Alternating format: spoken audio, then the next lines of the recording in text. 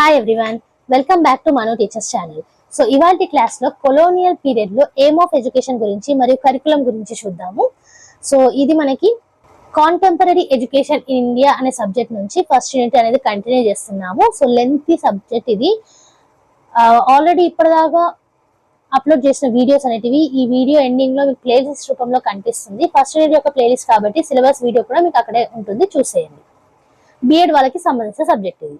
So coming to the class, colonial period అంటే British వాళ్ళు వచ్చినప్పుడు మన ఎడ్యుకేషన్ సిస్టమ్ ఎలా ఉంది అనేది క్లాసెస్ స్టార్ట్ చేసాము. దాంట్లో భాగంగా ఇవాళ క్లాస్ లో ఎయిమ్ ఆఫ్ ఎడ్యుకేషన్ గురించి చూద్దాం. Christian machineries hoped to make schools of spiritual and religious centres. So last classes లో చూసాం కదా, క్రిస్టియన్ మిషనరీసే ఫార్వర్డ్ వచ్చాయన్నమాట. ఇండియాలో స్కూల్స్ అనేటివి పెడతాము, ఎడ్యుకేషన్ అనేది ఇస్తాము అని. వాటి వెనకాల ఉన్న ఉద్దేశం ఏంటి? క్రిస్టియానిటీని స్ప్రెడ్ చేయడం. సో అందుకే వీళ్ళు స్కూల్స్ కూడా స్పిరిచువల్ రిలీజియస్ సెంటర్స్ లాగానే చేద్దామనేసి హోపింగ్ అనేది ఉండేదన్నమాట. To eradicate the practices and behaviours of native like idol worship, polytheism, bigotry, polygamy and many superstitions which were considered by them to be much uncivilized. So మీరు చూసుకున్నట్టయితే కొన్ని superstitions, మూఢనమ్మకాలు అనేవి ఉండేటివి. Idol worship కానివ్వండి, పాలిథిజం, బైగాట్రీ, పాలిగామీ, so ఇలాంటి మూఢనమ్మకాలు ఏవైతే ఉన్నాయో అవి క్రిస్టియన్స్ దృష్టిలో ఏంటంటే అన్సివిలైజ్డ్ మేనర్ అన్నమాట అప్పట్లో. సో వాటిని తొలగించడానికి ట్రై చేశారనమాట. Getting employment under colonial government was a major motive of for Indians to so zealously pursue the education prescribed by the government. So Indians కి ఏది మోటివేషన్ అయిందంటే బ్రిటిష్ గవర్నమెంట్ లో job రావడం. సో అందుకే వాళ్ళు ఎడ్యుకేషన్ అనేది pursue చేసేవాళ్ళు. Their ultimate aim was to proselytize the native population and prove the falsehood of the native religions and education. So, ఈ స్కూల్స్ ఏవైతే ఉన్నాయో వాటి అల్టిమేట్ ఎయిమ్ ఏంటంటే ఇప్పుడు ఉన్న రిలీజియన్స్ ఏవైతే ఉన్నాయో అవన్నీ కూడా ఫాల్స్ గా ఉన్నాయి అనేది నేటివ్ పాపులేషన్ కి చెప్పడానికి.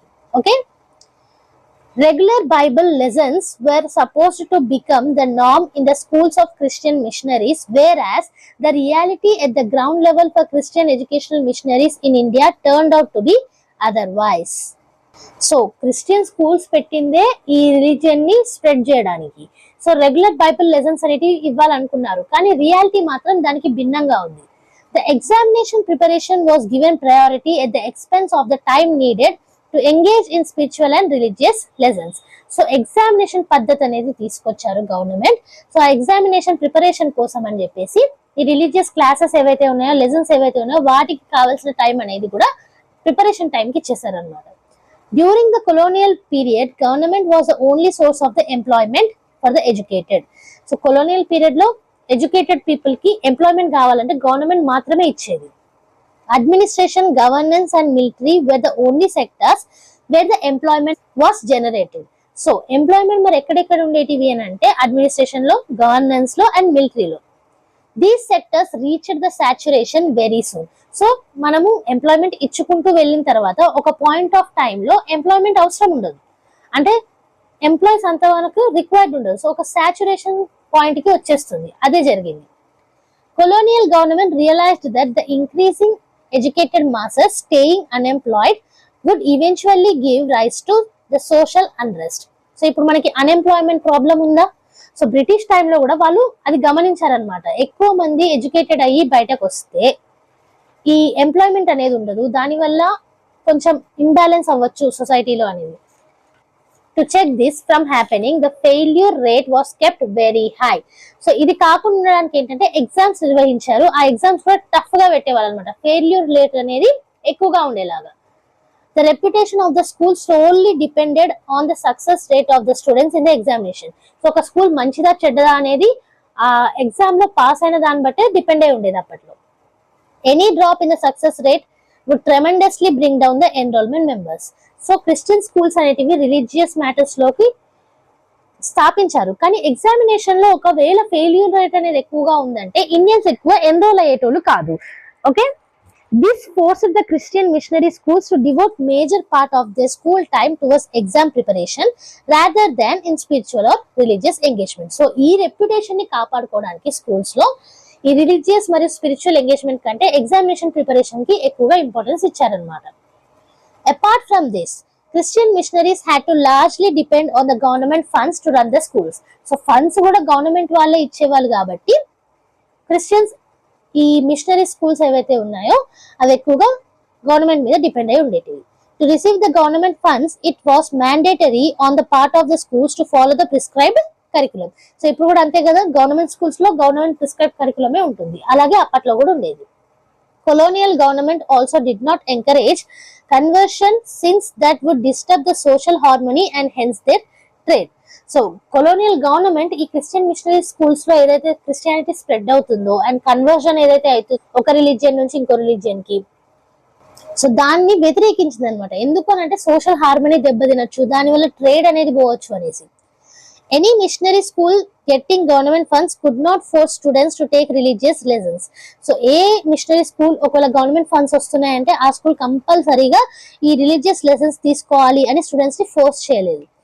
They had to go through regular inspections by the government agencies with regard to compliance with the government rules and regulations.